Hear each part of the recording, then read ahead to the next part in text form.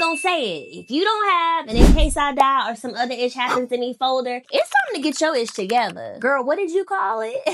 You can just call it your emergency folder. Let me just say before we get into this folder, everybody don't need to know where it is, okay? You only want to tell the people you rock with hard and you trust because it's got important documents in here. It is basically a folder, or you could even get a binder that holds important information about you in case something comes up. People don't need to be running around here trying to find where you put things, okay? Because you like to hide stuff in the couch or under your mattress. Just put that stuff in a folder and make it be a one-stop shop. Now, let me just say, I bought this folder back in April. I had it all planned out. Ooh, I'm gonna record myself filling the folder out so people can know what they should be putting in their folder. When I got the folder, I was like, now what am I about to put in here? And I just froze. That showed me why people don't do this type of planning, because it can be overwhelming or confusing. I went through that, so you ain't got to. So we're gonna go through this folder together, and I also created a checklist that you can use. So let's get into this folder. As you see, slot right here that you can stick some documents in.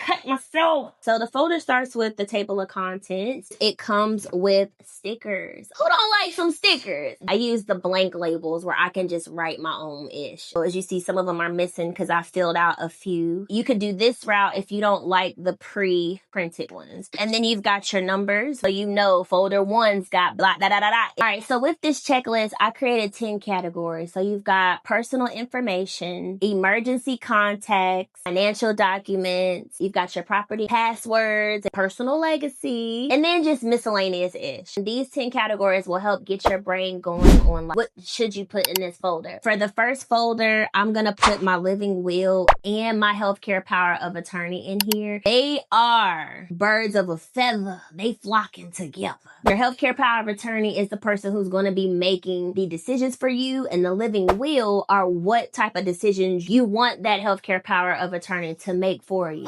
Now, in the second folder, put your emergency contacts in here. The name to your supervisor, HR, contact names and phone numbers of key people. Folder 3, I'd say do your medical insurance information, maybe a copy of those cards, list of medications, things like that. And then for 4, the financial documents. So that could be your financial power of attorney, will, bank account information. Then for folder 5, property and assets. So car insurance, your car title, mortgage. For folder 6, bills and utilities. So that's something you could let your financial power of attorney know. For these smaller folders, I bought some cards from Office Depot, and they fit perfectly. It could be for my different passwords or my digital life. You could write that on this card. And for folder 8, I would put like my funeral arrangement information. So some of my wishes, like you want to be cremated, you trying to be buried. You want some scriptures read, you want some singing, what you want. If you're like me and you want to work on your obituary, you could even have a draft of that. So that's one less thing people have to think about when you're no longer here. For folder 9, personal legacy, a recipe book you want to leave for one of your loved ones, a closet full of coats you want to leave to your favorite cousin, words of wisdom. Hey,